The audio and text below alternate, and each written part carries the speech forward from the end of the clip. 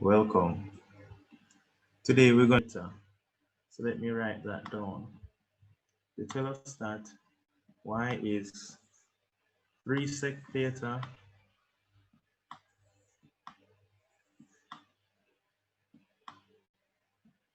and they tell us that x is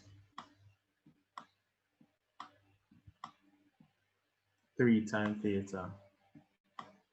All right, so y is 3 sec theta and x is 3 times theta. Now, what does that mean? Now, in order to find the Cartesian equation, we're going to have to utilize this identity. All right, if you can't remember the identity, always start with this one, because even I can't remember them sometimes. Always start back with this one. Sine squared plus cos squared is equal to 1. This is the only identity you need to remember. And then if you divide through by cos, you're going to get sine squared over cos is tan squared theta. And then if you divide cos by cos, you get plus 1. And then 1 over cos squared is sec squared. So now I just remember that tan squared theta plus 1 is sec squared. You don't have to remember all of the identities, just remember this one. And then you can work out the others.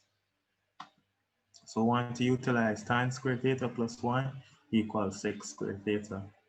So if y is equal to 3 sec theta, we can divide both sides by 3 to get y over 3 is sec theta. All right, y over 3 is sec theta. And from this side, we're going to also get that dividing by 3. We have x over 3 is equal to tan theta. Now, once you have tan theta, right, and you have sec theta, you can square both sides.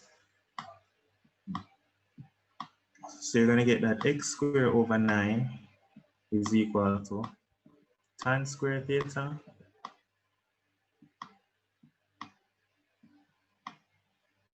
and then y over 3 when you square, this is going to give me y squared over 9 is equal to sec squared theta.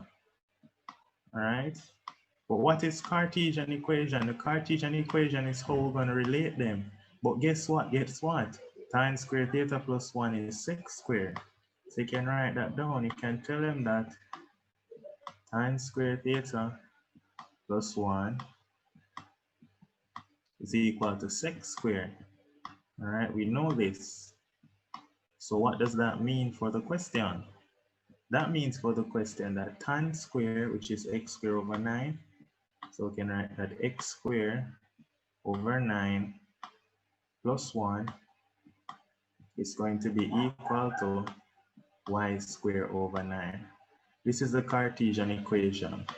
Now, did they ask to make y the subject? Let's check. No, it just said determine the Cartesian equation. So you can stop here. All right, so this is the Cartesian equation. If you wanted to, you can make y the subject if you want, but I'm not going to. This is the Cartesian equation. I'm just going to write Cartesian. Nice and easy, soft. Well, let's look at part 2. Part 2 says find the points of intersection. Find the points of intersection of the curve y equal to the square root of 10x. So they tell us that y is equal to the square root of 10x. Now the first thing that's coming to my mind is if y is equal to the square root of 10x, if I square both sides, I'm getting that y squared is 10x. Now if y squared is 10x, let's go back to the other equation. We're going to call this one now equation 1. All right. The other equation that we have is that x squared over 9 plus 1 is equal to y squared over 9. All right. So what we're going to do is we're going to sub equation 1 into equation 2. So where we have y squared here, so we're going to write it as 10x. So substituting 1 into 2, we'll do that.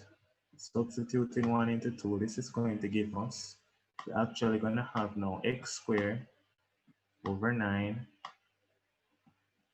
plus 1. I'm going to rewrite 1 as 9 over 9. All right. And that's going to be equal to y squared, which is 10x over 9. Now, whenever the denominators are the same, we can just go ahead and equate the numerator. So that implies that the numerator x squared plus 9 is equal to 10x because the denominators are the same. Now, if x squared plus 9 is equal to 10x, then that is just telling us that we can turn it into a quadratic to get x squared minus 10x plus 9 is equal to 0. X squared minus 10x plus 9 is equal to 0. Now, if x squared minus 10x plus 9 is equal to 0, we can factorize it, equate it to 0, factorizing. So we have 9, 1, signs are the same, but both of them is negative, minus, minus, x, and x. So what we're getting then is x is equal to 1 or x is equal to 9. That's what we're getting. X is equal to 1 or x is equal to 9. Now if x is equal to 1, put in 1 here, so 10 times 1 is 1. And so y is equal to the square root of 10. And if x equal 9, put 9 here, so 9 times 10 is 90. So y is equal to the square root of 90. I don't really want to simplify it. So those are the 2 points of intersection. All right. So you can make a concluding statement. You can just tell them that the point of intersections are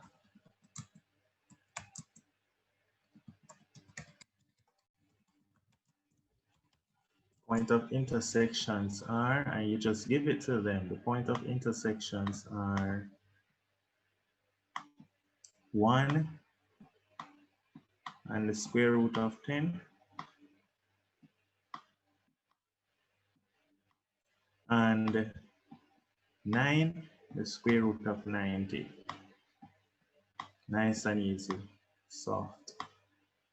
I didn't want to write it in decimal, so I left it in exact form. Okay, nice. Now, part B, which is vectors. Vectors is the best topic in pure mathematics. So let's deal with vectors now.